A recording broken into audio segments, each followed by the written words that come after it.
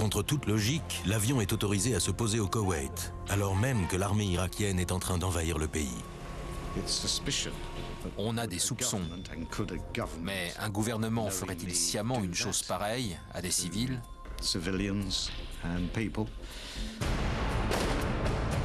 Au terme de notre enquête, nous sommes en mesure de vous révéler pourquoi cet avion a atterri en pleine zone de guerre.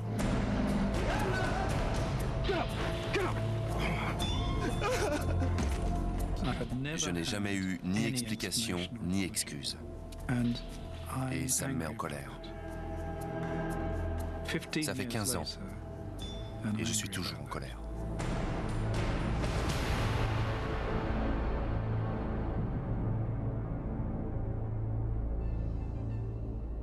The 1 o'clock news from the BBC with Philip Hayton. 1er août 1990. Dans la soirée, un 747 de la British Airways doit décoller de Heathrow pour Kuala Lumpur en Malaisie, avec une escale à Koweït pour l'avitaillement en carburant.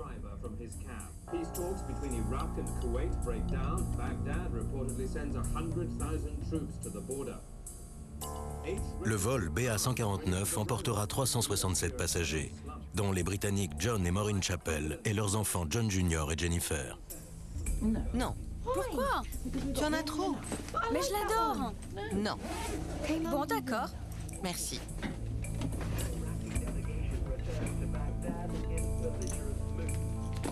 President Saddam Hussein's demands have been made with the menacing threat of his huge army on Kuwait's border. C'est le début des vacances d'été et les Chappell ont prévu d'aller en Inde. Allez!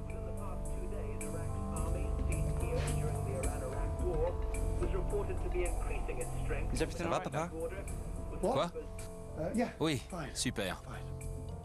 Elles descendent? J'ai appelé British Airways pour savoir si notre vol risquait d'être retardé ou dérouté à cause de la situation au Koweït. Et là, on m'a répondu, quelle situation? Kuwait was supposed to turn up and say yes. It turned up and it said no. Iraq sees that as absolute defiance. Chef de cabine sur le vol BA-149, Clive Earthy est responsable du bien-être des passagers et des membres de l'équipage.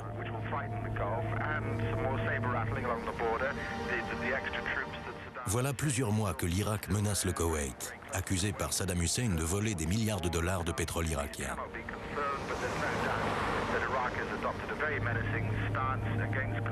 Clive Earthy est convaincu que British Airways va dérouter le vol 149.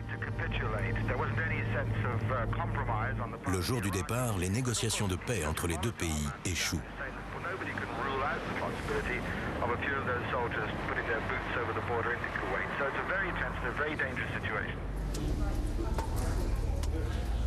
Pourtant, la compagnie aérienne britannique semble ignorer l'évolution de la situation. Conseiller médical, Paul Dieppe doit se rendre en Malaisie pour son travail. En août 1990, je suis seul. J'étais complètement déconnecté des événements au Moyen-Orient. J'ai embarqué sans même savoir que l'appareil ferait une escale au Koweït et sans imaginer que c'était peut-être une très mauvaise idée.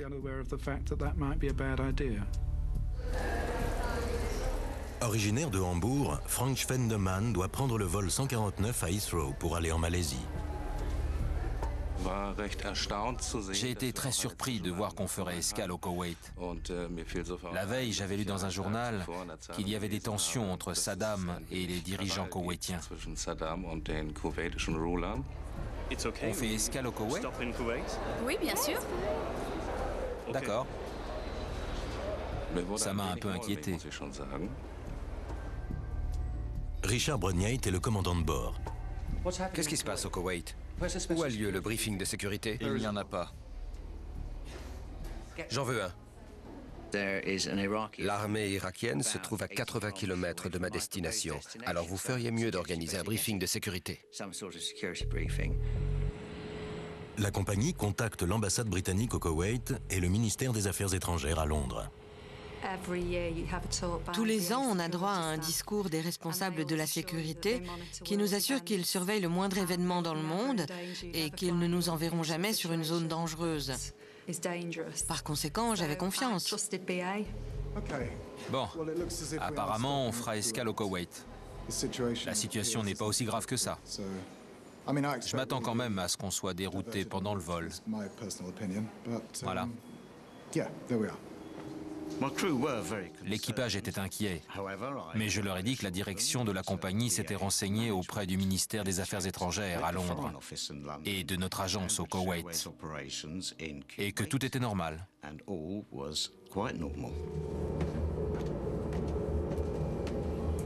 Ça roule?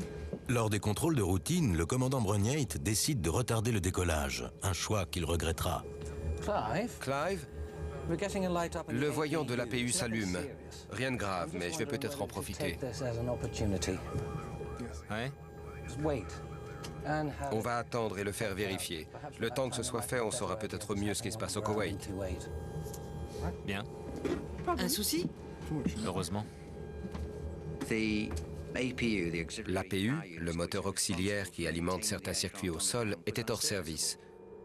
Ils voulaient qu'on décolle sans, mais je leur ai dit pas question, vous le réparez. Je me suis dit que ça me laisserait plus de temps pour m'informer sur ce qu'on risquait au Koweït. Mesdames et messieurs, ici votre chef de cabine. J'ai le regret de vous informer d'un petit dysfonctionnement du système de climatisation. Pendant l'embarquement, l'équipage apprend qu'un haut dignitaire koweïtien voyage en première classe. Veuillez nous excuser pour ce retard, merci. Cheikh Ahmad Al-Fad, frère de l'émir du Koweït et chef de la sécurité du pays, est inquiet. C'est à cause du Koweït? Non, c'est un problème de climatisation. Gregor Schatz, 17 ans, part en vacances en Malaisie. Sur votre droite. Il est interne dans un lycée international dans le Sussex. Je savais que le Koweït était au Moyen-Orient, mais où exactement, c'était un peu flou. Ça ne m'enchantait pas particulièrement, mais ça ne m'inquiétait pas non plus. Sans vraiment y prêter attention, les passagers situés à l'arrière voient arriver un groupe composé uniquement d'hommes jeunes. Puisque nous fumons, nous étions installés à l'arrière de l'appareil. Et après, mais je crois que c'est un peu plus tard, j'ai vu quand même à l'arrière de l'avion, ce qui détonnait, c'était ce groupe, il y avait un groupe d'hommes célibataires, il n'y avait pas de femmes et pas d'enfants. La seule spécificité, ces hommes étaient blancs, parce que les autres étaient koweïtiens ou indiens. Voilà, c'était vraisemblablement européen, enfin de type européen. Sur votre droite, un peu plus loin. L'identité de ces hommes et la raison de leur présence à bord est en fait un des éléments clés de toute l'histoire. Le problème technique enfin résolu, le décollage est imminent. Mesdames et messieurs, ici le commandant Richard Bruniate. Le système de climatisation fonctionne de nouveau, nous avons l'autorisation de décoller. Le directeur de l'agence British Airways au Koweït s'appelle Lawrence O'Toole. Lors du procès, qui a par la suite été intenté par des passagers américains, il a fait une déposition. Il apparaît que le soir du vol, O'Toole avait rencontré le responsable de la sécurité aérienne à l'ambassade britannique, un certain Tony Pace. Ce dernier lui avait affirmé que l'Irak n'envahirait pas le Koweït. C'est sur la foi de cette affirmation que British Airways a décidé de maintenir le vol. Or, nous sommes en mesure de révéler que Tony Pace était aussi le responsable de la section koweïtienne du MI6, le service de renseignement britannique.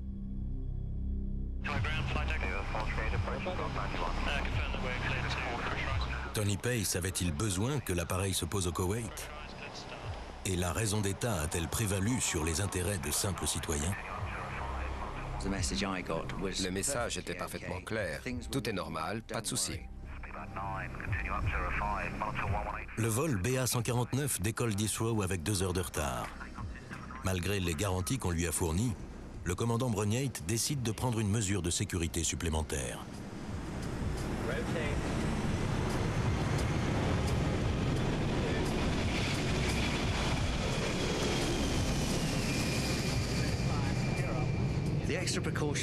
J'ai demandé qu'on ouvre une liaison HF, c'est-à-dire un système d'intercom longue portée qui nous permettait d'être en contact avec la compagnie pendant toute la durée du vol.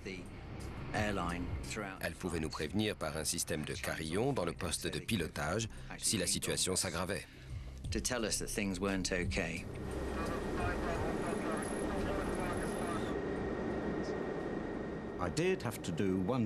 Avant l'escale, je devais distribuer les cartes de débarquement à tous les passagers censés quitter l'avion à Koweït.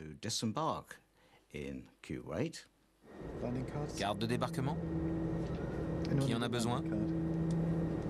D'après nos sources et d'après les déclarations sous serment des témoins, nous savons aujourd'hui que le petit groupe d'hommes à bord de l'avion est en réalité une équipe du MI6 en mission secrète. Se faisant passer pour des ingénieurs pétroliers, ils doivent descendre de l'appareil à Koweït. Clive Earthy se souvient de leur réaction quand il a voulu leur donner des cartes de débarquement.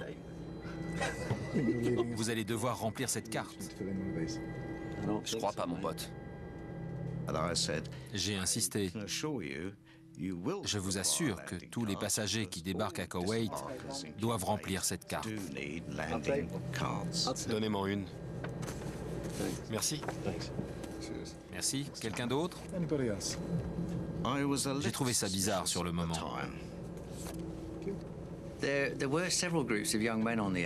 Clive m'avait parlé de plusieurs groupes d'hommes à bord de l'avion. Leur présence n'avait rien d'inhabituel. Dans cette région du monde, on croise beaucoup d'hommes qui travaillent sur les plateformes pétrolières. Les entreprises d'études géophysiques recrutent souvent des hommes jeunes et en bonne forme physique. Donc ce que m'a dit Clive ne m'a pas surpris. Ça aurait aussi bien pu être une équipe de rugby. Notre enquête nous a permis d'établir que la réalité était en fait tout autre. Membres des services spéciaux et des services de renseignement, ces hommes sont envoyés au Koweït sur le vol commercial BA-149 par le gouvernement britannique.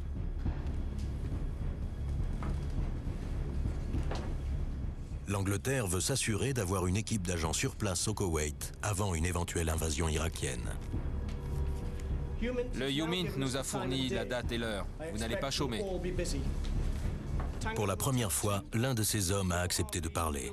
Il a demandé à conserver l'anonymat. L'opération avait été baptisée Cheval de Troie. Elle était menée par 4 équipes de 2 hommes infiltrés sur le terrain. Notre mission consistait à entrer dans le pays et à rendre compte de tous les mouvements de troupes, à noter le moral des soldats, leur équipement et leurs objectifs.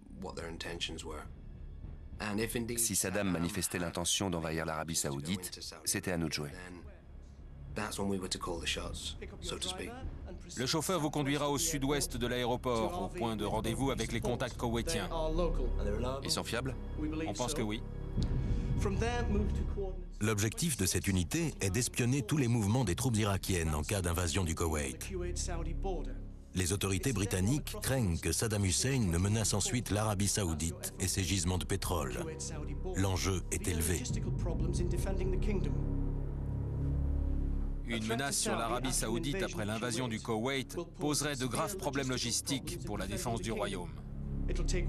Les hommes débarqueront pendant l'escale technique au Koweït et l'avion repartira avec quelques passagers en moins, ce qui ne devrait guère éveiller les soupçons.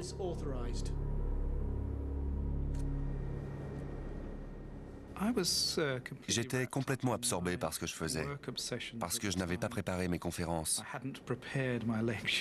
Du coup, je n'ai pas du tout fait attention à ce qui se passait autour de moi.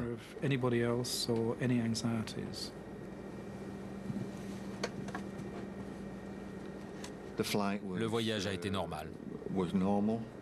On s'est endormi. Un vol très agréable. Le vol de nuit se déroule tranquillement. Mais vers minuit, heure locale, les choses sont loin d'être aussi tranquilles à la frontière entre l'Irak et le Koweït.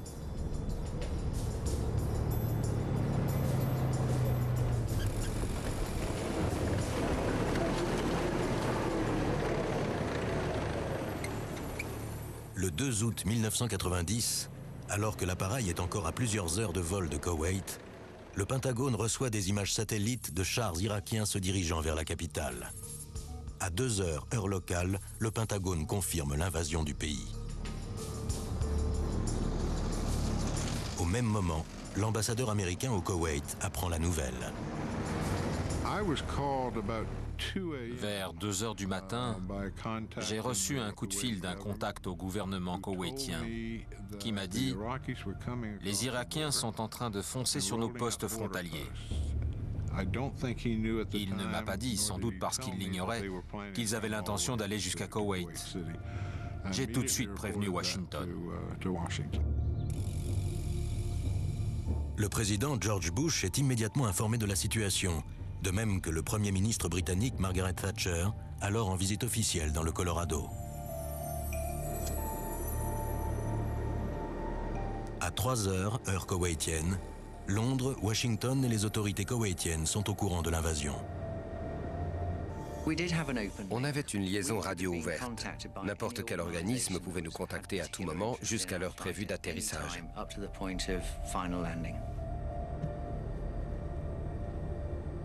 Le gouvernement britannique n'informe pas British Airways. Plusieurs vols qui se trouvent dans l'espace aérien du Moyen-Orient sont déroutés, mais le vol BA-149 continue sur sa trajectoire, alors qu'il est encore à plus d'1 heure de la capitale koweïtienne. Je ne sais rien de plus, tout semble normal.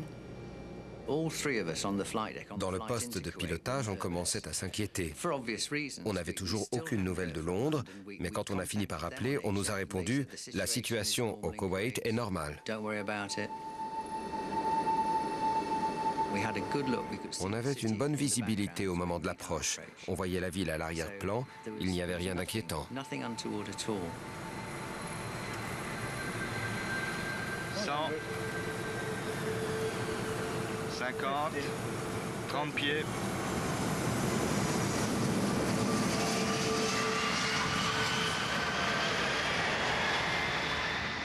Plus de 4 heures après le début de l'invasion, l'appareil se pose à l'aéroport international de Koweït. L'avant-garde de l'armée irakienne est déjà entrée dans la ville. Mesdames et messieurs, n'oubliez pas votre bagage à main. Pendant que l'avion refait le plein, les passagers qui s'arrêtent à Koweït débarquent de l'appareil. Parmi eux, une famille américaine, les Saloum, le cheikh Ahmad Al-Fad et le groupe de jeunes hommes. Je crois me souvenir qu'une quinzaine de personnes est descendue de l'avion, plus notre fameux petit groupe. Clive Earthy et son équipe passent le relais à leurs collègues et quittent l'aéroport pour leur hôtel, au centre-ville de la capitale. Le changement d'équipage s'est fait dans la bonne humeur. Personne ne nous a signalé quoi que ce soit d'anormal. Par contre, j'ai remarqué que l'aéroport était très silencieux. Un silence de mort. Aujourd'hui, je sais que les troupes et les chars irakiens étaient déjà là quand on a entamé notre approche. Pourquoi la compagnie ne nous a-t-elle rien dit? Pourquoi l'ambassade n'a-t-elle pas demandé qu'on nous prévienne via la liaison HF? Pourquoi les contrôleurs aériens ne nous ont-ils pas avertis? Je n'en sais rien. À l'évidence, certains avaient intérêt à ce que cet avion atterrisse. Et c'est ce qu'on a fait. Voyageant en première classe, Deborah Saloum ne remarque l'étrange petit groupe d'hommes qu'une fois à l'aéroport.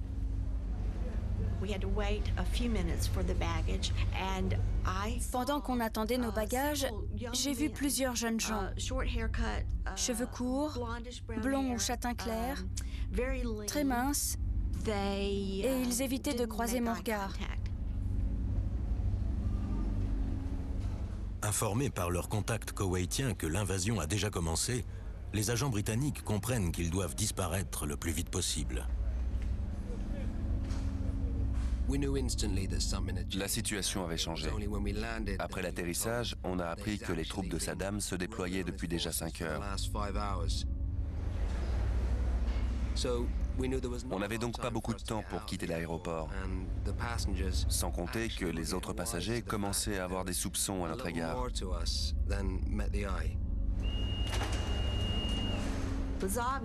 C'était clair. Ils savaient que je les observais. Mais ils ont fait comme si de rien n'était. Leur bagage était très bizarre. Rien à voir avec un sac cabine ou une valise normale. Ça ressemblait plus à des caisses de matériel.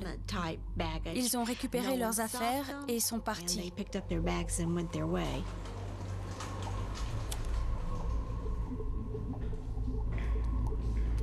L'armée irakienne progresse vers les différents sites stratégiques de la ville. Les agents en mission ne peuvent rien faire pour les passagers du vol BA-149. Ces derniers attendent que l'avion redécolle, inconscients du danger qui les menace.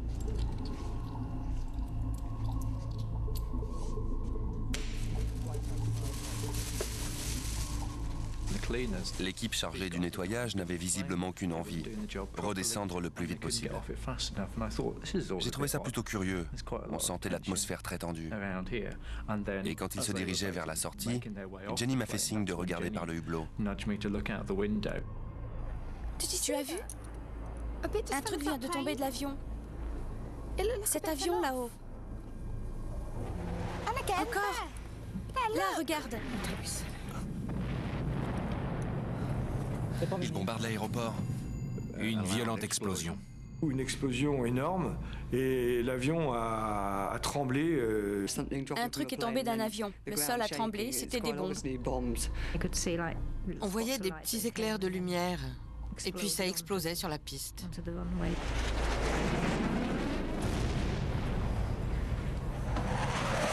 Sortez de l'avion! Allez vite, dépêchez-vous! Laissez vos bagages et dirigez-vous vers les sorties. Vite, dépêchez-vous! Encore faudrait-il que vous nous laissiez passer. Elle hurlait, sortez de l'avion. Laissez vos affaires, sortez. Elle était dans le passage en train de crier. Quelqu'un a fini par la pousser en disant « Encore faudrait-il que vous nous laissiez passer ?» C'était mon père.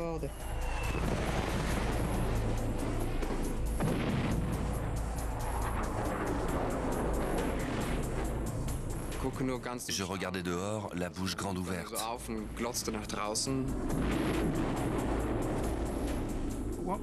À quoi on pense quand on voit un chasseur bombarder la piste d'où on est censé redécoller 1 heure plus tard? Je ne sais pas. On ne comprend pas. Papa, regarde. Pas maintenant. Regarde. Notre fils John m'a dit « Regarde, les gardes, ils n'ont plus d'armes. » Les Koweïtiens n'avaient plus d'armes. C'est là que j'ai compris que l'Irak avait le contrôle de l'aéroport. Ce sont des Irakiens. Sur les panneaux d'affichage, on pouvait lire « Vol numéro temps annulé »,« Vol numéro temps annulé », etc. Vol BA-149. Les autres compagnies avaient tout arrêté, pas nous. Tous les vols avaient été annulés, sauf le nôtre. Il n'y avait plus personne à l'aéroport à part nous. Sur le coup, je n'ai pas repensé au fait que j'avais retardé le départ. Mais après, je n'ai pas arrêté d'y penser. C'est à cause de ça que les passagers sont restés bloqués au Koweït. Et je le regrette amèrement. À leur hôtel, Clive Earthy et le reste du personnel n'ont pas encore pris la mesure de la situation. Allô? Clive? Oui? Brunier est à l'appareil. On s'est fourré dans un sacré guêpier.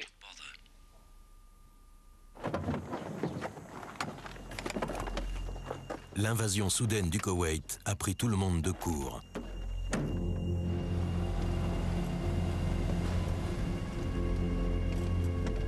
Par groupe de 2, les agents britanniques s'efforcent de rejoindre leur point de rendez-vous avant l'arrivée des soldats irakiens. On a appris l'invasion qu'à notre arrivée. C'est en posant le pied à l'aéroport qu'on a compris que la situation avait pris un tour beaucoup plus grave pour les passagers du vol 149.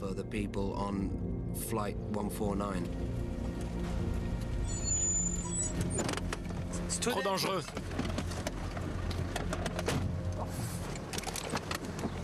Connard.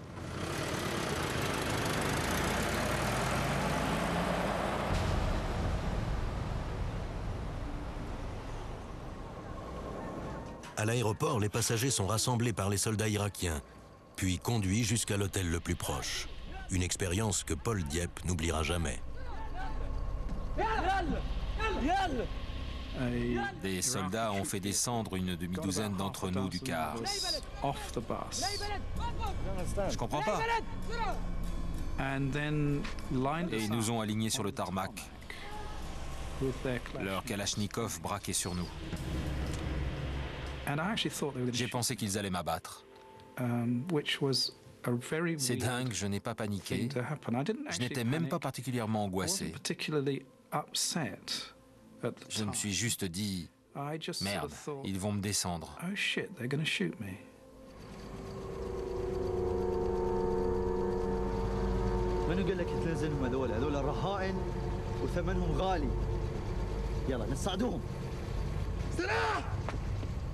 Je n'ai jamais su s'ils comptaient le faire, mais ils étaient vraiment nerveux. Ils ne savaient pas où ils étaient et ils devaient penser qu'on était des juifs qu'il fallait tuer. Plus tard, certains nous ont dit qu'ils croyaient avoir envahi Israël. L'invasion du Koweït est rapidement bouclée. En quelques heures, tout le pays est occupé.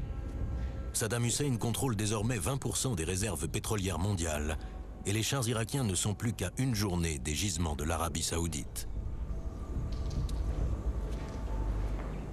Dans la confusion générale, 2 agents britanniques se retrouvent sans soutien koweïtien. Leur mission semble compromise.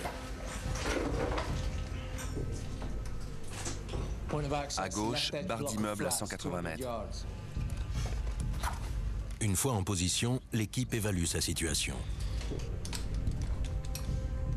Qu'est-ce que t'en penses? On est mal barré. On pourra pas rester longtemps. Envoie ça. Problème sur point de RV. Instruction. Après avoir envoyé un bref message codé à leur base, les 2 hommes attendent les ordres.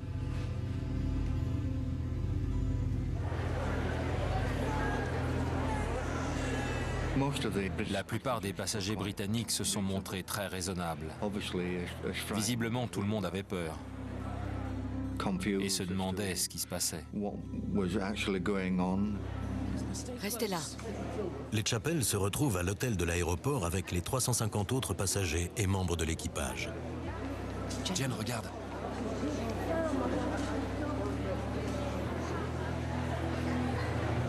John? Jennifer? On faisait confiance à nos parents qui nous répétaient que tout irait bien. Et puisqu'on était dans un nouvel hôtel, on est parti en expédition. Il y avait des soldats partout, aussi bien dans l'hôtel qu'à l'extérieur. C'était des généraux et des colonels. Ils avaient rapproché plusieurs tables, déplié une carte, et dessus, ils déplaçaient des poivriers, des salières, des verres, etc. De toute évidence, ils mettaient leur stratégie au point.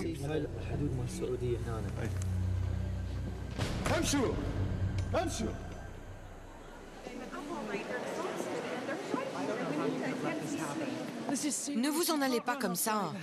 Pardon. On a une chambre. Par là, c'est réglé.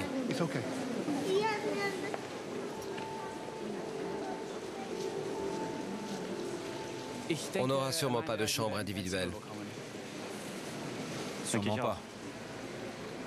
Gregor Schatz. Frank Schwendemann. À l'époque, je ne parlais pas très bien anglais. Du coup, c'était bien d'avoir quelqu'un avec qui je pouvais parler.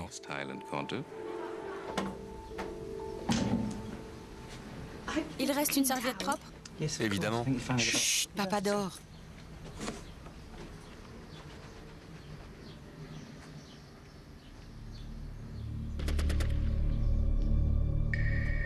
Je n'ai pas compris ce que c'était.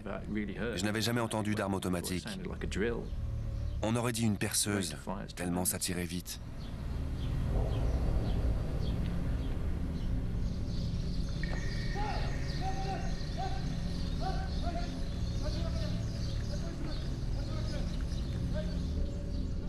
C'était un Koweïtien. Il s'est mis à courir vers le fond du parking.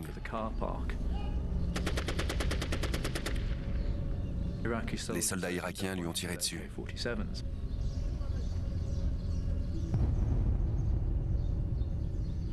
Sa poitrine a explosé. Il s'est effondré.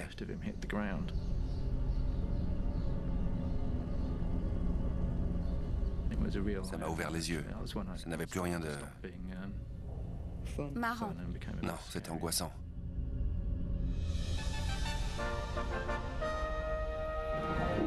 Money, oil and land were the objectives of the Iraqi invasion. It took them less than 9 hours to achieve them. Iraq has the biggest army in the Arab world, 1 million men, and that's almost half as big as Kuwait's entire population. Iraqi troops crossed the border during the night. Fighting was reported around Dasman Palace, the emir's residence, but the royal family is reported safe in Saudi Arabia. L'invasion du Koweït est brutale. Dès le premier jour, on parle d'attaques contre des civils. Parmi les victimes figure le cheikh Ahmad Al-Fad, frère de l'émir et passager du vol 149. And British Airways says one of its jumbo jets landed in Kuwait just before the invasion. The 367 passengers are safe in a hotel, but the airline says relatives were concerned about BA Flight 149 should ring 081. Le président Bush est informé du sort de l'avion britannique alors qu'il se rend à une conférence à Aspen où il retrouve le Premier ministre britannique Margaret Thatcher. Prime Minister Thatcher and I are looking at it on exactly the same wavelength. Concerned about this naked aggression, condemning it, and Margaret Thatcher condamne elle aussi le dictateur irakien et apporte son soutien à la résolution de l'ONU exigeant le retrait immédiat des troupes irakiennes. Iraq has violated and taken over the territory of a country which is a full member of the United Nations. That is totally unacceptable.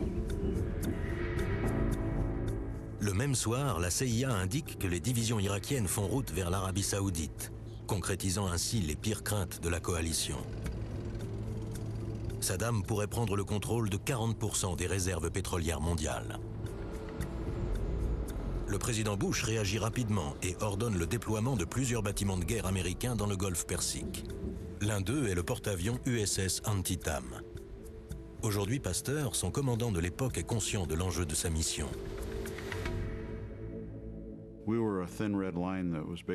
On représentait la barrière censée empêcher Saddam Hussein de foncer jusqu'à Riyad et aux champs pétrolifères saoudiens. À bord, on avait 30 missiles capables de provoquer de gros dégâts et 90 appareils prêts à décoller pour l'Irak, histoire de lui faire sentir notre présence.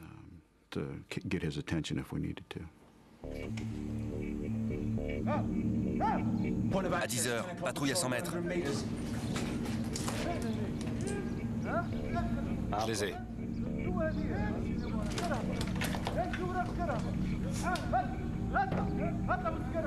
Pas très amicaux.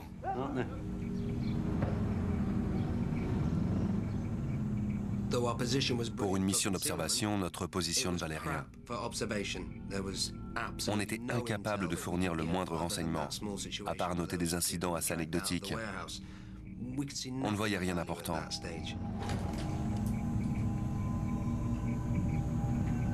Dans leur planque, les deux hommes attendent l'aide de la résistance koweïtienne.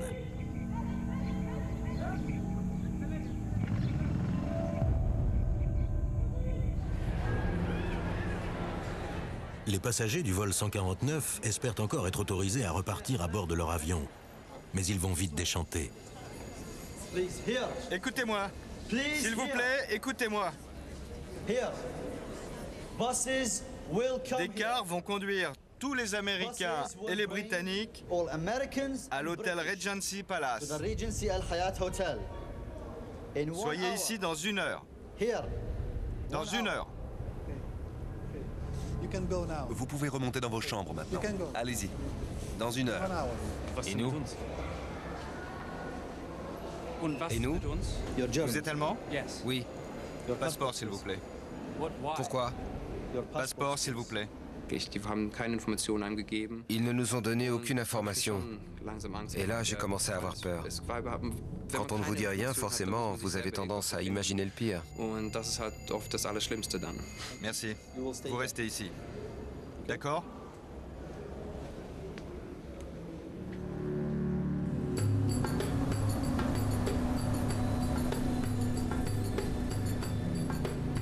Les passagers sont triés par nationalité. Plus de la moitié d'entre eux, dont les Chappell et Paul Dieppe, sont conduits dans des hôtels du centre-ville. Ils découvrent alors la capitale dévastée par la guerre.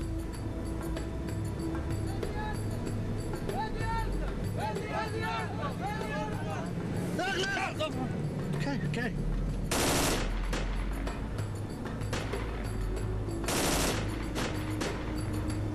Évitant les poches de résistance koweïtiennes, les passagers arrivent enfin à l'hôtel Regency Palace, où ils sont accueillis par Clive Hurthy et le reste du personnel navigant.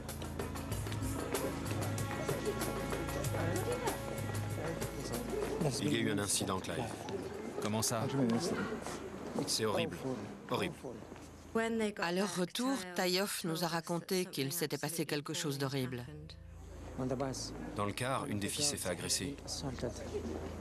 Il avait vu une jeune femme se faire violer par un soldat. Peter, remplace-moi.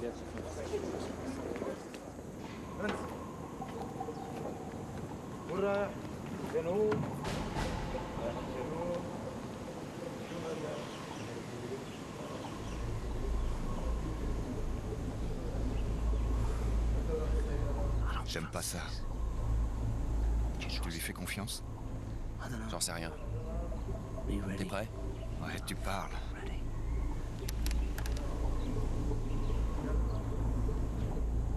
Les deux agents ont pour instruction d'attendre le soutien des Koweïtiens. Tout ce qu'ils savent, c'est qu'on doit les conduire au sud vers leur point d'observation. En dehors de ça, ils n'ont aucune autre information sur le déroulement de l'opération.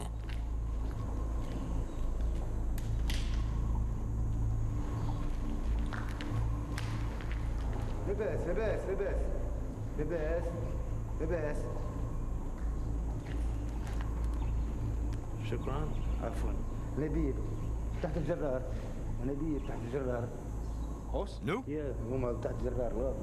Là? Là-dessous? Sous les tuyaux? Déconne. Le fermier était notre passeur. On a compris qu'on devait bouger.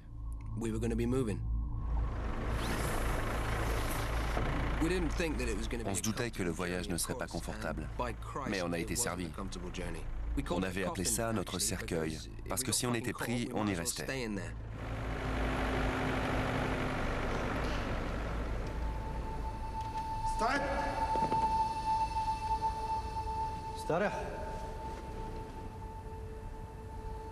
Lequel? Lui? Vous voulez l'exécuter? Ah non, je ne peux pas. C'est lui? Oui, c'est lui.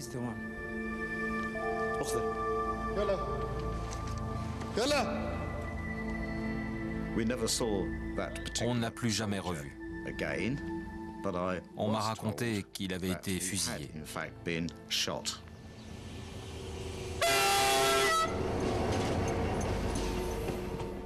De leur côté, Gregor et Frank sont conduits à la gare et mis dans un train de nuit à destination de Bagdad. Notre morale n'était pas au beau fixe. On nous avait pris notre passeport et on se retrouvait pratiquement sans identité.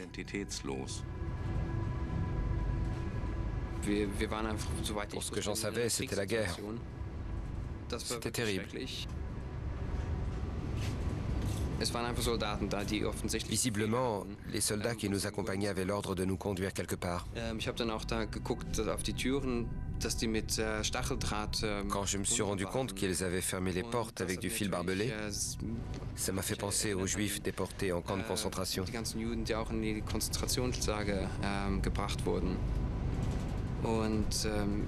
Ça m'a rappelé tout ça. Ça n'a pas été un voyage facile. Nach Bagdad.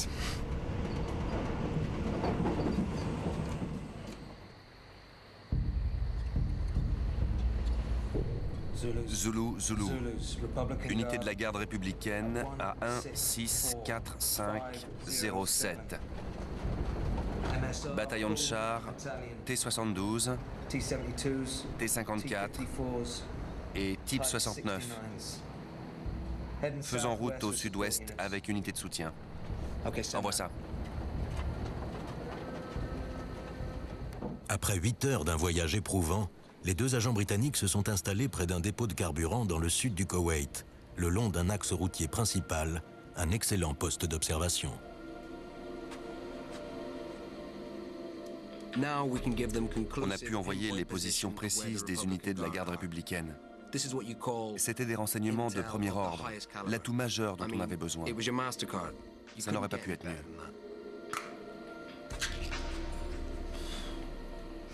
C'est quoi? Du fromage fondu. T'en veux? Va te faire foutre. C'est tout ce qu'il y a. Et ça pue toujours comme ça, je crois. Je lui ai dit, jette ça. Mais il m'a fait, c'est pas la première fois que j'en mange. Délicieux. Je lui ai répondu, peut-être, mais c'est pas le moment d'avaler des cochonneries. Moderate Arab states in the Gulf are holding their breath, waiting for Iraq's next move. In Kuwait itself, there were reports of heavy shelling near the Ministry of Defense as Iraqi troops tried to consolidate their positions in the capital. Alors que je vous dise, je viens de voir Laurie O'Toole, notre directeur d'agence. Il tient à vous assurer que la compagnie et lui font tout leur possible pour nous sortir de là. Je voudrais aussi insister sur un point, pas question d'essayer de filer vers l'Arabie Saoudite. Je sais que certains en parlent, mais je vous demande d'être patient. Restez confiants, BA s'en sortira.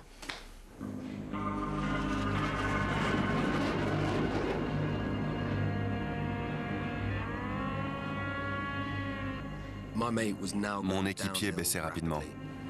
Il avait des convulsions et des crampes d'estomac. Il se déshydratait, vomissait de la bile, etc.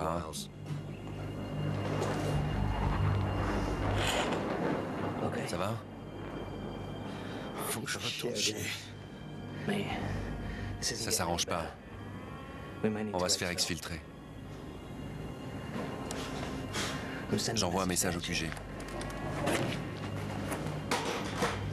Ils n'ont presque pas d'eau et aucun soutien extérieur. Conscient que son compagnon est en train de mourir d'intoxication alimentaire, le chef de l'équipe n'a qu'une solution, mettre fin à leur mission et demander des secours. On m'a répondu, OK, si vous pouvez arriver jusqu'à un wadi, à une vingtaine de kilomètres de là, un hélicoptère viendra vous récupérer.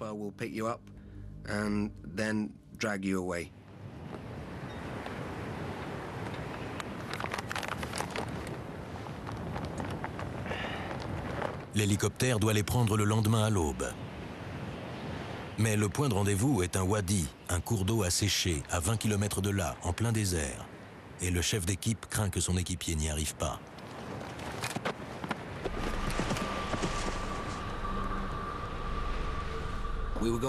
On avait fait moins de 2 kilomètres quand il s'est écroulé. On est à 17 km du point de contact. Laisse-moi. Il était dans un état épouvantable. J'avais pas le choix.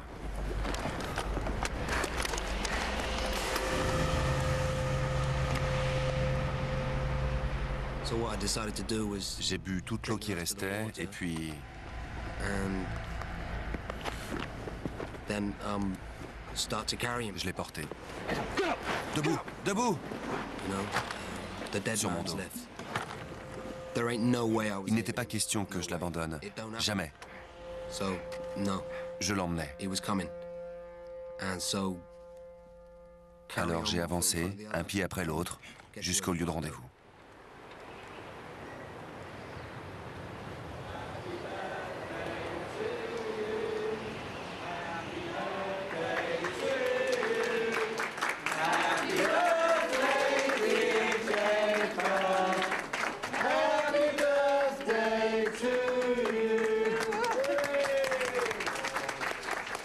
Bon anniversaire. Merci, papa. Oui, John. John?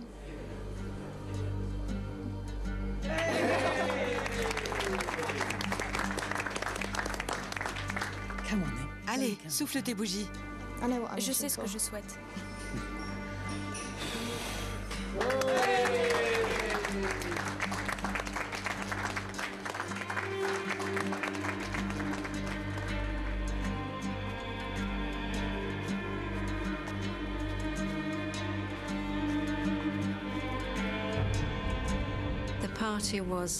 La fête nous a fait le plus grand bien à tous. C'était très dur pour tout le monde. Ça a été l'occasion de se détendre un peu et d'évacuer le stress. On se serait cru dans un film de guerre. Les soldats britanniques sont enfermés dans un camp de prisonniers, mais ils essayent de tenir le coup en tirant le meilleur parti de la situation. C'était presque ça. C'était fantastique, très étrange.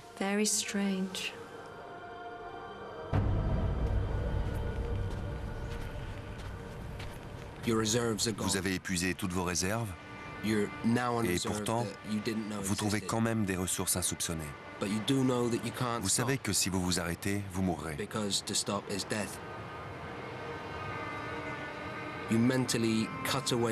Alors vous dressez une barrière mentale entre la douleur et vos sens. Vous marchez à 2 mètres au-dessus du sol parce que vous ne sentez plus rien. Vous êtes dans le wadi. C'est tout ce qui compte. C'est votre unique pensée, le wadi. Le wadi.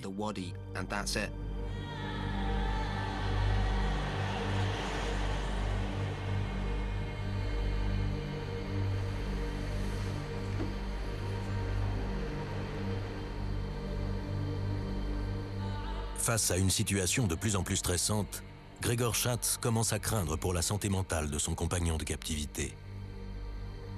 Je me suis réveillé à 2 ou 3 heures du matin. Je suis resté là à le surveiller, en espérant qu'il n'essaierait pas de passer par-dessus.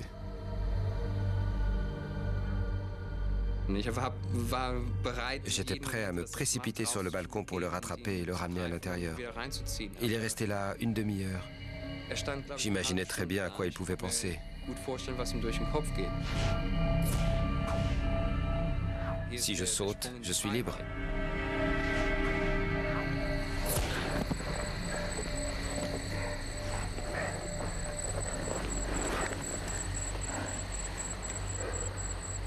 Dans le golfe Persique, l'USS Antietam a été chargé de secourir les 2 agents britanniques en difficulté.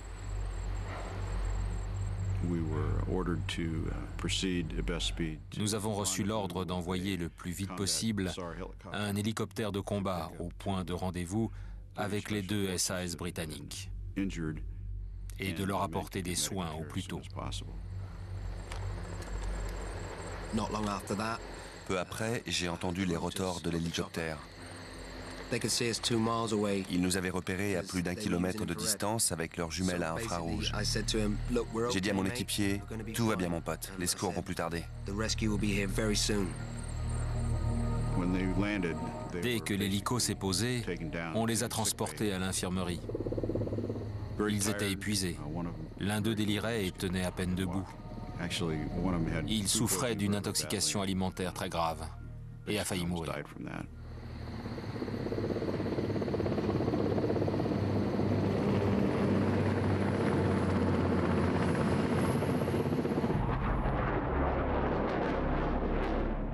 Aux États-Unis, la réponse du président Bush à l'agression irakienne prend forme.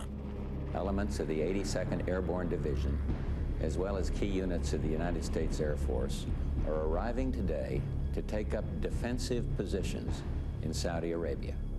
I took this action to assist the Saudi Arabian government in the defense of its homeland.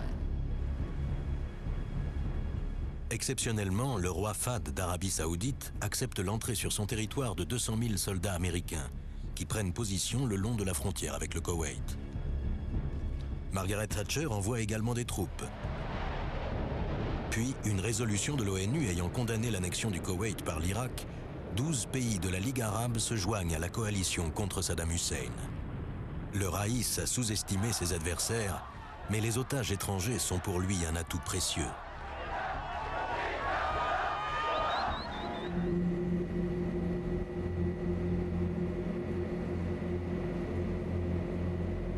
Tous les citoyens occidentaux sont retenus comme invités.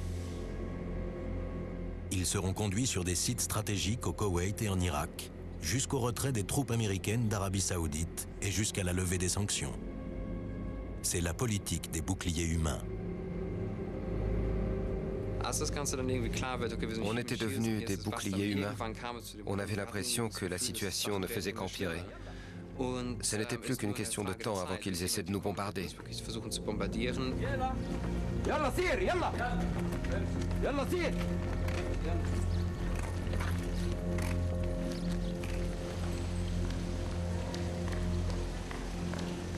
Comprenant que leur vie est menacée, l'équipage de la British Airways se réunit dans la chambre du commandant Brognaite.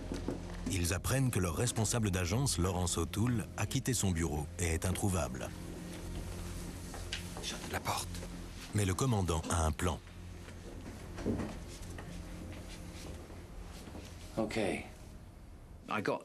Je les ai réunis pour leur expliquer que British Airways nous avait laissé tomber et qu'il ne fallait plus compter sur sa protection. Voilà où on en est. Je viens d'apprendre que les Irakiens vont venir plus tard dans la journée. D'après ce que j'ai compris, ils ont l'intention de rassembler tous les Occidentaux et de les emmener. Où ça? Je n'ai pas de quoi me changer. Il n'y a pas de quoi rire, Jackie. Maintenant, on va devoir se débrouiller tout seul. Bon, j'ai pris contact avec la résistance koweïtienne. Je vous propose de me suivre. Mes amis koweïtiens vont faire en sorte de nous cacher. Ils risquent leur vie si on les découvre. Il n'est pas question d'en parler à qui que ce soit.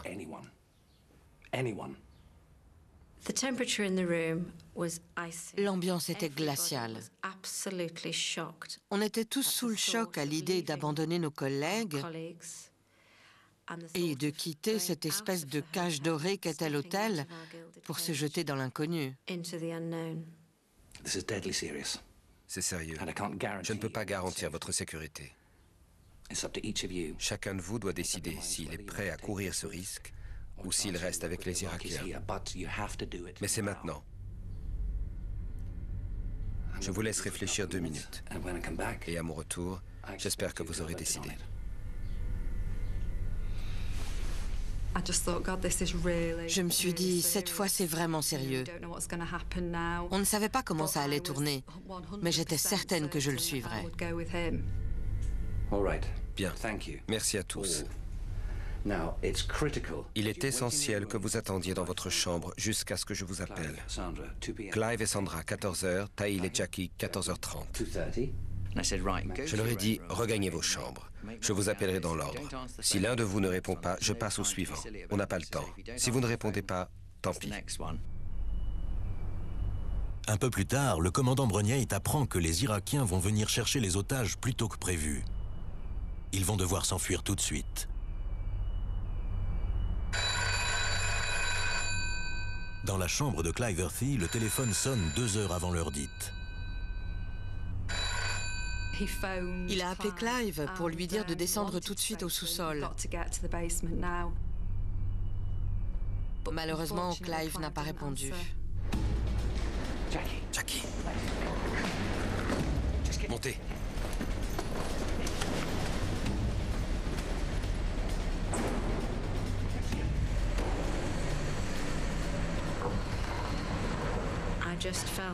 Je me suis dit, on verra bien. Tout ce que je voulais, c'était échapper autant que possible au contrôle des Irakiens.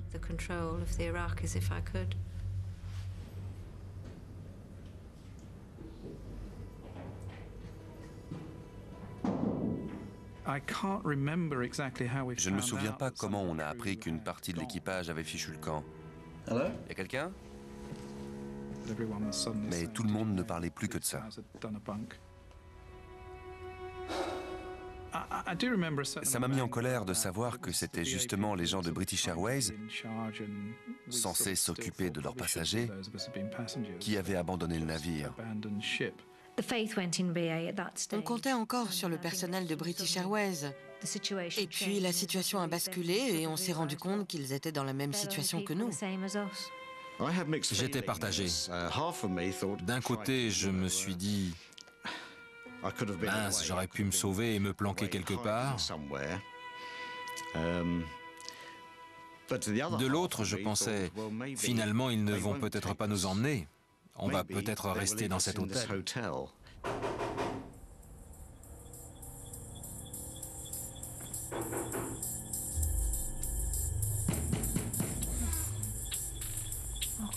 se passe encore? J'appelle les enfants.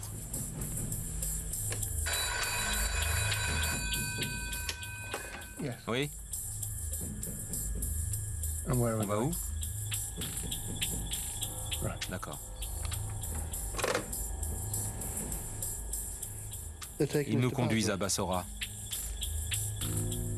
en Irak.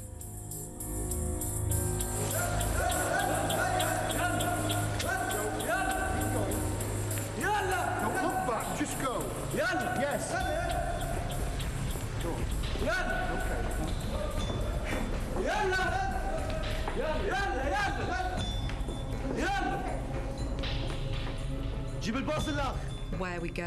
Où est-ce qu'ils nous emmènent? Personne ne va savoir où on est.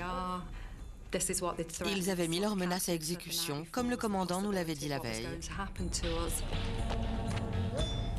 Personne ne savait rien, sinon que des soldats armés de mitrailleuses nous poussaient dans le car.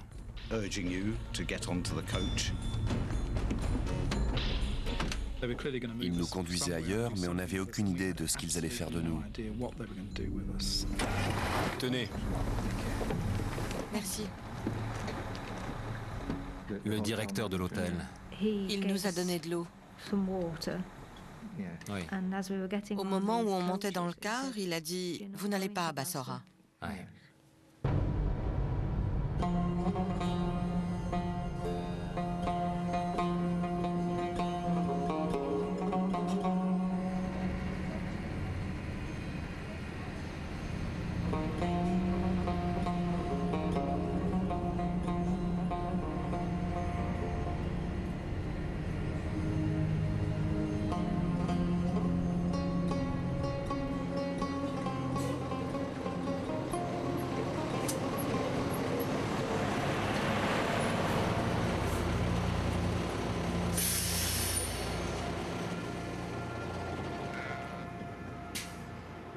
Pourquoi on s'arrête? Je sais pas. Le car s'est arrêté en plein désert. Personne ne savait où on était. On était tous morts de peur.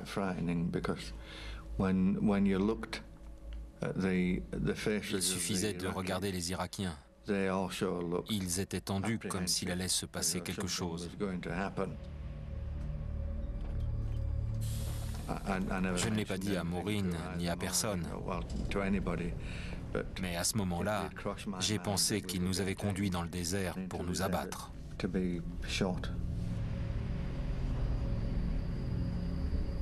Qu'est-ce qu'ils vont faire? Serre-moi la main bien fort. Comme par magie, des cigarettes ont commencé à circuler. Des gens qui n'en avaient soi-disant plus ont fait passer leur paquet à la ronde, convaincus qu'ils ne descendraient pas du car vivant.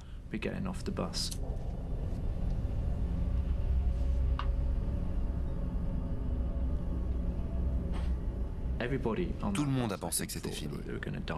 C'est la seule et unique fois pendant toutes ces semaines où je me suis vraiment dit « on va mourir ». C'était absolument terrifiant.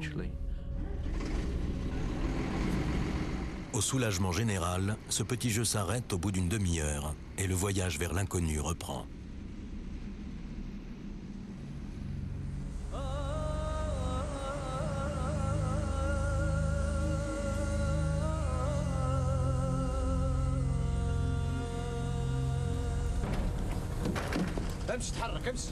Clive Murphy, Sandra Davis et Paul Dieppe ont été séparés des autres passagers et membres de l'équipage et conduits dans un pavillon à côté du port de Koweït, un site qui sert de base à l'armée irakienne. Les otages doivent servir de bouclier humain pour empêcher toute tentative de débarquement de la coalition. Ils nous ont seulement dit, voilà, c'est chez vous, vous êtes nos invités. C'est pas vrai. Tout avait été complètement vandalisé et barbouillé d'excréments. C'était ignoble. Il faut que je sorte. Ça a été le pire moment pour moi. Je me suis demandé si on s'en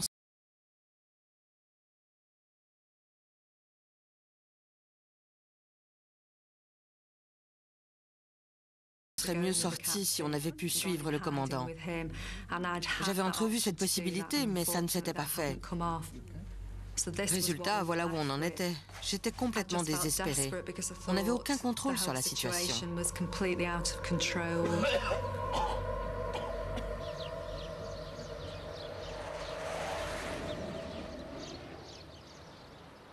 Saddam Hussein avait déclaré qu'en tant que bouclier humain, on rendait un grand service.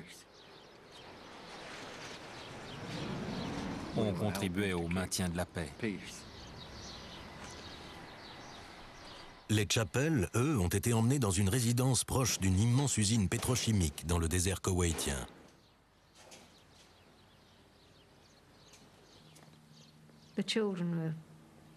Les enfants étaient morts de fatigue.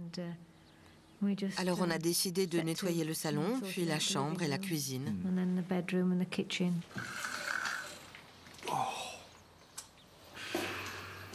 Ils se sont endormis au milieu de ce foutoir. On les laisse là? Je vais aller voir.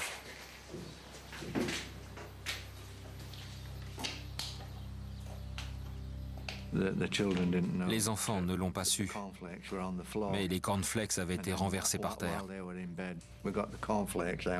Pendant qu'ils dormaient, on les a ramassés un par un, en soufflant dessus pour enlever la poussière et la saleté. Le lendemain, ils ont eu des céréales au petit déjeuner, sans se douter de l'état dans lequel on les avait trouvés. Laissons-les dormir. Ça va, toi? Pourquoi les Américains bombarderaient-ils cet endroit? Ils le feront pas. Les Irakiens pensent que si. Qu'est-ce qu'on va devenir, John? Je sais pas.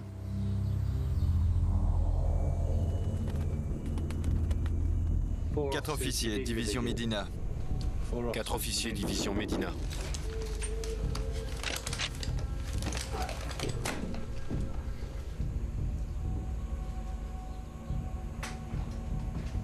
Trois semaines après le début de l'invasion, sur les 4 équipes de 2 agents de renseignement, seule une reste opérationnelle à Koweït. Avec l'aide des Koweïtiens, elle a établi son poste d'observation dans une tour d'habitation. De là, elle transmet des informations précieuses sur le déploiement des troupes irakiennes. Ça sent bon. Je vois rien. Les 2 hommes sont en danger. Ils sont transférés dans une autre planque et continuent de rassembler des renseignements.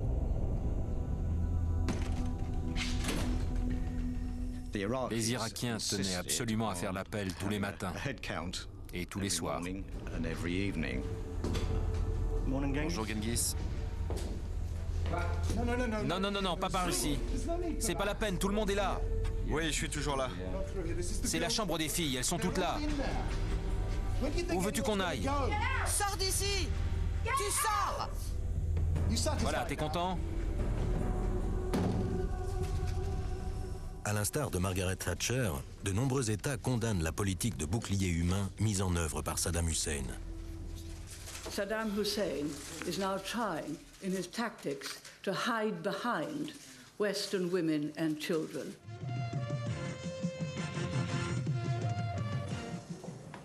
Le président irakien contre-attaque alors en mettant en scène une incroyable propagande médiatique. Il crée ce qu'il appelle la chaîne des invités de l'Irak. Le monde entier peut le voir s'entretenir avec des otages, comme ici aux côtés du jeune Stuart Lockwood. We would want you to be safe and to go back to your countries. And this is not meant to be a propaganda scoop. I'm not speaking for propaganda purposes. Frank et Gregor aussi ont droit à une visite de la télé irakienne. Mein Name ist Frank, ich lebe in Hamburg. Ich fühle mich den Umständen entsprechend sehr gut und möchte in erster Linie meine Familie grüßen. Je pensais surtout à ma mère. C'est pour ça que j'ai dit que j'allais bien. Nochmal herzlichste Grüße an die Familie und an alle anderen Leute, die mich kennen. Avec l'espoir que j'avais fait au mieux pour rassurer ma famille. Mais ces images, loin de rassurer, intensifient la crise. Furieux de voir Saddam Hussein s'abriter derrière des familles et surtout des enfants, de nombreux pays arabes se joignent à la coalition occidentale. Le dictateur est déstabilisé.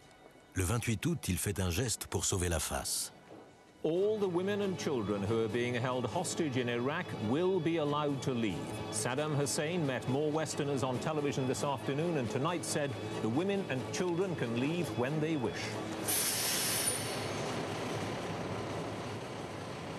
Les Chappell sont informés qu'ils seront tous libérés. Bon. Eh bien, je vais voir où ils en sont. Allez les enfants. C'est bon? Juste les femmes et les enfants. C'est pas ce qu'on nous a dit. Juste les femmes et les enfants. Reculez. Reculez. Back.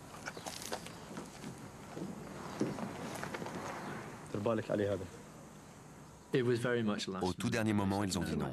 Une vingtaine de minutes avant le départ. Les bagages étaient faits. Non, non, vous restez.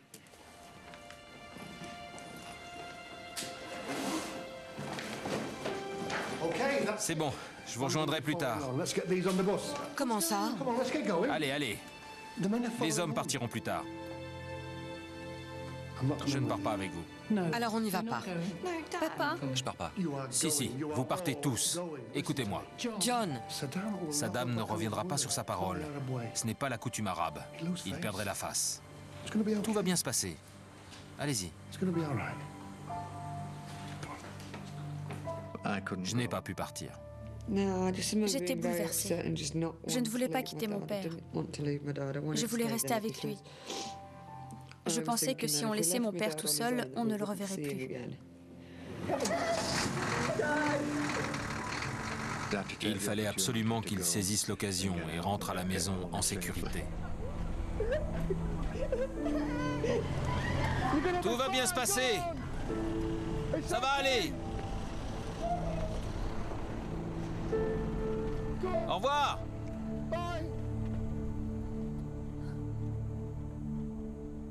Le car a démarré. Et voilà.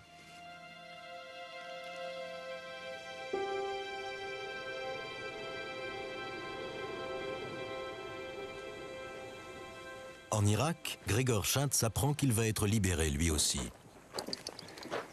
Prends bien soin de toi. Ça va aller.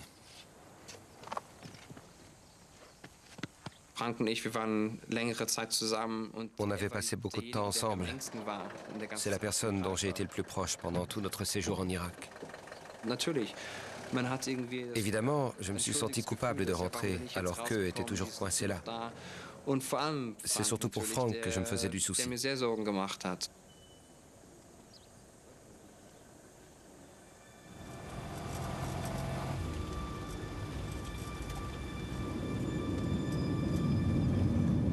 Je crois qu'il va pas bien. Pas bien?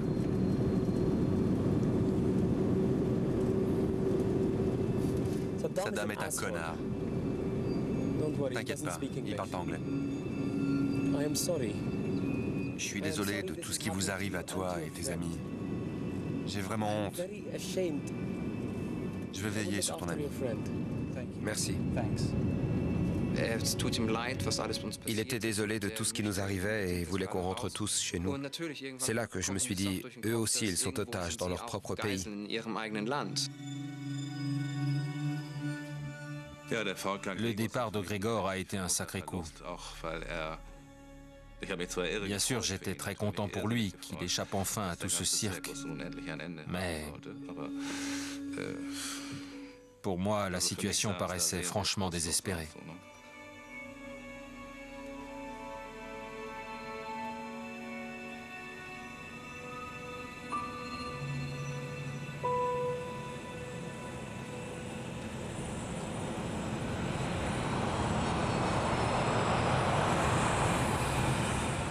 Aux premières heures du 2 septembre, un 747 de la compagnie Iraqi Airways se pose d'abord à Paris, puis à Londres.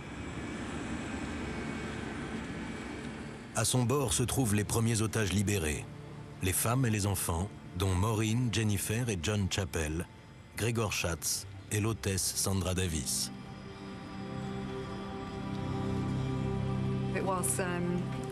Ça a été un moment très fort. En fait, ce n'est qu'à l'atterrissage à Heathrow qu'on s'est dit « ça y est, on est rentré ». On était chez nous, en sécurité. Ensuite, on est monté dans un car. C'est à ce moment-là qu'une hôtesse a dit à ma mère « Ça va ?»« Non, ça va pas. Mon mari a dû rester là-bas. » Elle a fondu en larmes et moi aussi. On n'avait qu'une envie, rentrer à la maison. Une fois les femmes et les enfants en sûreté, la question de savoir pourquoi le vol 149 a été envoyé dans une zone de guerre est enfin soulevée au Parlement britannique. Why wasn't that British Airways flight that was allowed to land in Kuwait 5 hours after the invasion had taken place, why wasn't it warned and allowed to be diverted? The British Airways flight landed, its passengers disembarked, and the crew handed over to the successive crew, and the crew then went to their hotels. This all took place before the invasion. The invasion was later, but I think that some people... La réponse du Premier ministre est au mieux une erreur, au pire un mensonge. Plus tard, dans ses mémoires, Margaret Thatcher écrira qu'elle avait appris l'invasion du Koweït à 3 h du matin, heure koweïtienne, soit plus d'1 heure avant que l'avion n'atterrisse. Mi-septembre 1990, le Premier ministre britannique et le président américain se consacrent activement à la formation d'une coalition internationale contre l'Irak, levant peu à peu les obstacles à une solution militaire.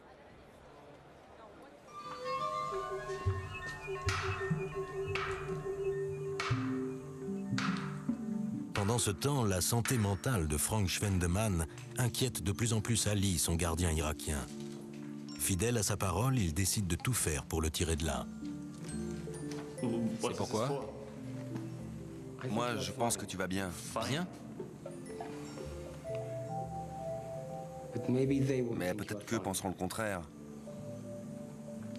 Si tu écris une lettre, je la ferai passer à quelqu'un de haut placé. Très haut placé.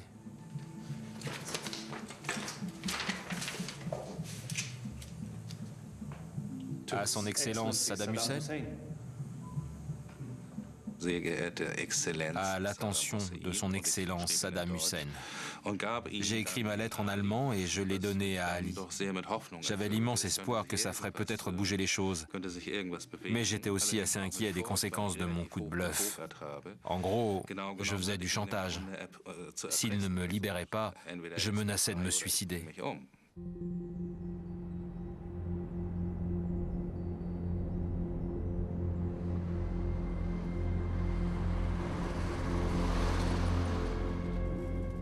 On ne saura jamais si cette lettre est parvenue au Raïs. Toujours est-il que le 4 octobre, Frank Schwendemann est conduit à Bagdad. Saddam Hussein a décidé de libérer l'otage. C'est un cadeau qu'il fait au peuple allemand pour célébrer la réunification historique des deux États. Frank Schwendemann repart en avion avec la députée est-allemande Brigitta Kögler. C'est à ce moment seulement que je me suis autorisé à laisser éclater ma joie. Je suis libre. Inoubliable. Pour les otages britanniques, en revanche, la menace d'un conflit semble se préciser de jour en jour. After consultation with King Fahd and our other allies, I have today directed the Secretary of Defense to increase the size of U.S. forces committed to Desert Shield to ensure that the coalition has an adequate offensive military option should that be necessary to achieve our common goals. Clive Earthy et ses compagnons prennent clairement conscience de leur vulnérabilité. Qu'est-ce qu'ils font? Pourquoi ils creusent? C'est rien, Monsieur Clive, juste des latrines. On a déjà des toilettes. C'est pas pour des latrines, hein? Et tout d'un coup, il est devenu très gêné et m'a dit « Non, je crois que c'est pour brûler les ordures. » C'est trop près de la maison? De toute façon, vous les brûlez déjà tous les jours. C'est pas pour ça, dis-moi. Ce n'est pas pour les ordures. Dis-moi la vérité. Eh bien, Monsieur Clive, ça m'embête de vous le dire. Allez. On nous a donné l'ordre de creuser ce trou pour vous enterrer au cas où vos amis tenteraient de reprendre le Koweït.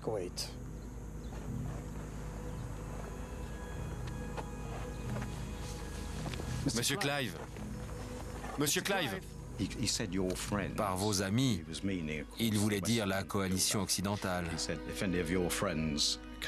Si jamais vos amis essaient de reprendre le Koweït, on a l'ordre de se débarrasser de vous, de vous tuer. Monsieur Clive! Vous pourriez nous emmener avec vous s'ils arrivent.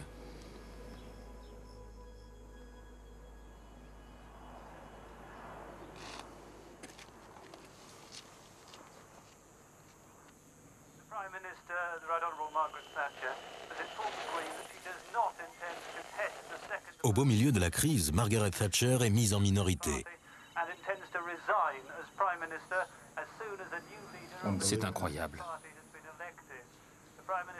Bien. Peut-être un espoir pour nous. C'est alors que Saddam Hussein décide brusquement de transférer à Bagdad tous les otages encore au Koweït. This is the strongest message Iraq has sent so far that it wants to avert war. The official Iraqi announcement said they were responding to appeals from Arab leaders. The British embassy here says that around 1,100 Britons are in Iraq and Kuwait. Some are held at strategic sites, others are detained in Baghdad, and the rest are in hiding. Je peux?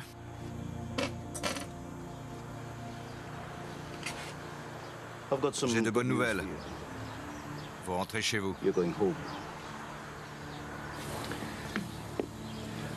Désolé de ne pas sauter de joie, mais j'ai déjà entendu ça. Tout de suite. Faites vos bagages. Vous partez pour Bagdad.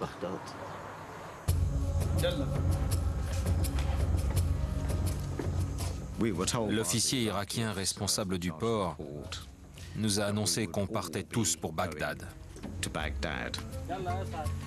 Je lui ai demandé « Seulement à Bagdad ?» Il m'a répondu « Je crois que vous allez rentrer chez vous. » John! Comment ça va? Content de vous voir. Comment ça va? Bien. Ce n'était pas la première fois qu'on nous faisait le coup.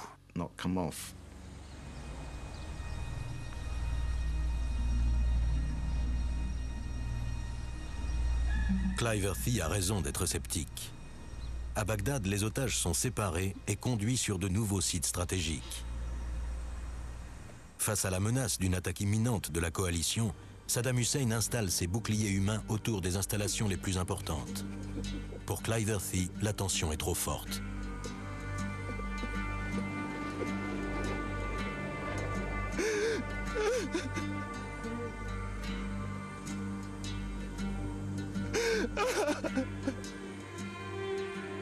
Pendant tout le temps où je suis resté à Mossoul, j'étais mort de peur.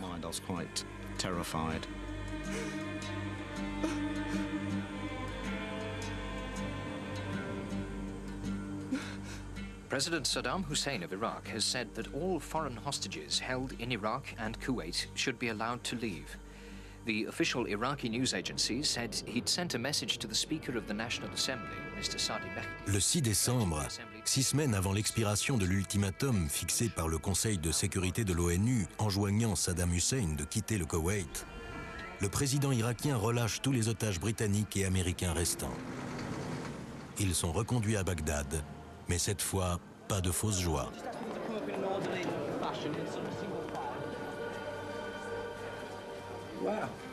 C'est vrai. Messieurs? Monsieur Dieppe? Puis-je vous parler? Je suis navré, mais j'ai de mauvaises nouvelles. Qu'est-ce qu'il y a? J'ai reçu un message pour vous à propos de votre père. Il est décédé.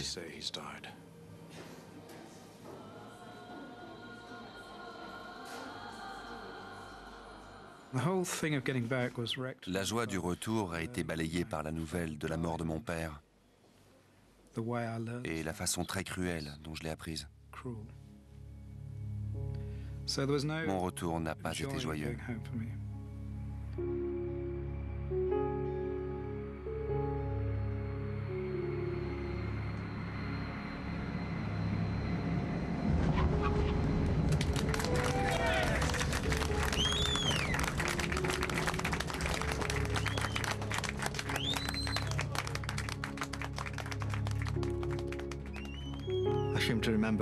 Je crois me souvenir qu'on a applaudi un peu au décollage, mais c'est surtout à l'arrivée à Gatwick qu'on a hurlé de bonheur.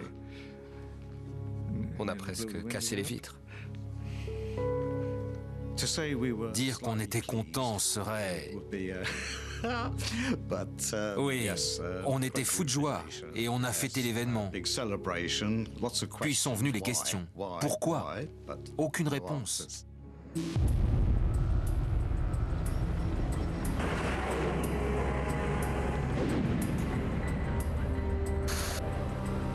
Le 16 janvier 1991, 5 semaines après le retour des derniers passagers et membres d'équipage du vol BA-149, débute l'offensive pour libérer le Koweït.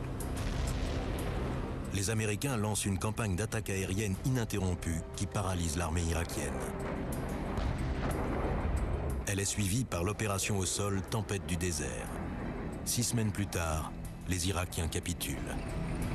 Seule une des 4 équipes de renseignement britanniques est restée sur place du début à la fin du conflit. Mais les informations qu'elle a pu fournir ont été extrêmement précieuses pour la coalition. Une réussite éclatante. La mission a sauvé de nombreuses vies parmi les Koweïtiens et encore plus parmi les soldats de la coalition. Ça a été un vrai succès, ça ne fait aucun doute. Le Koweït est libéré de la tyrannie irakienne et le pétrole dont l'Occident a tant besoin coule de nouveau à flot. Mais la carcasse bombardée de l'avion de la British Airways rappelle que certains ont payé un prix douloureusement élevé. Pour les personnes qui se trouvaient à bord du vol BA-149, avoir été libéré n'a pas effacé le traumatisme subi.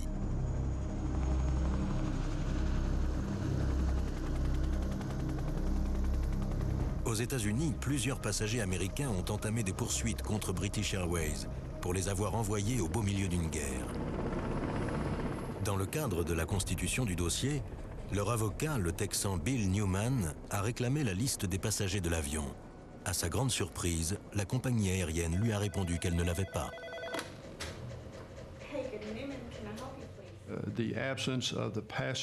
L'absence de liste des passagers est la preuve qu'il s'est passé quelque chose d'inhabituel et qu'il ne voulait pas que ça se sache. Il ne voulait pas qu'on apprenne qui se trouvait à bord de cet avion.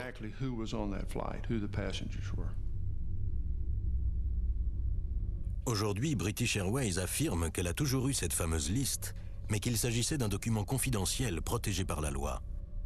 Bill Newman pense qu'il aurait dû y avoir accès dans un cadre judiciaire.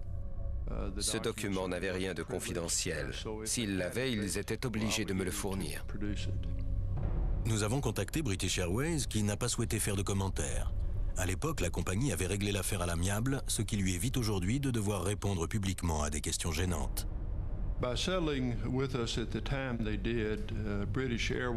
En réglant cette affaire comme elle l'a fait, British Airways a entravé notre enquête et nous a empêchés de pouvoir savoir si des agents britanniques se trouvaient réellement à bord de cet avion. En 1992, le successeur de Margaret Thatcher, John Major, a réfuté la présence de militaires à bord du vol BA-149. Mais les éléments et les témoignages exposés dans ce documentaire montrent une version des faits très différente. Le gouvernement britannique a bel et bien fait embarquer sur ce vol des agents en mission. Le gouvernement actuel n'a pas voulu nous répondre. Nous avons donc posé la question à l'ambassadeur américain Nate Howell. J'ai entendu dire qu'il y avait des agents de renseignement à bord du vol. Mais je n'ai eu aucun contact avec eux. Et je n'ai jamais su la nature de leur mission.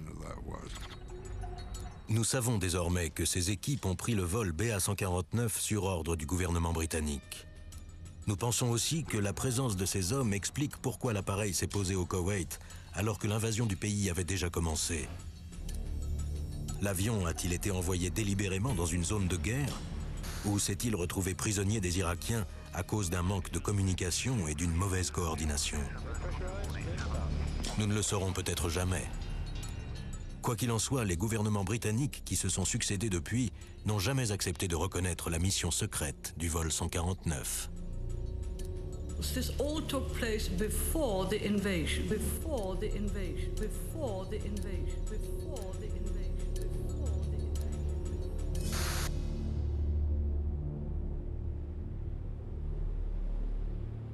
Les passagers et les membres de l'équipage attendent toujours des réponses, estimant qu'on leur doit une explication. La vérité les aiderait sans doute à mieux surmonter les conséquences psychologiques de ce qui leur est arrivé en prenant le vol BA-149. Le dernier vol pour le Koweït. Jusqu'à aujourd'hui, on ne m'a jamais dit pourquoi. Et ça, j'ai beaucoup de mal à l'accepter.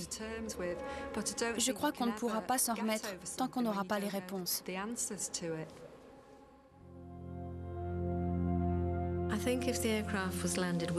S'ils ont fait atterrir l'avion sciemment, en sachant qu'ils mettaient en danger la vie de 400 personnes, c'est un acte criminel.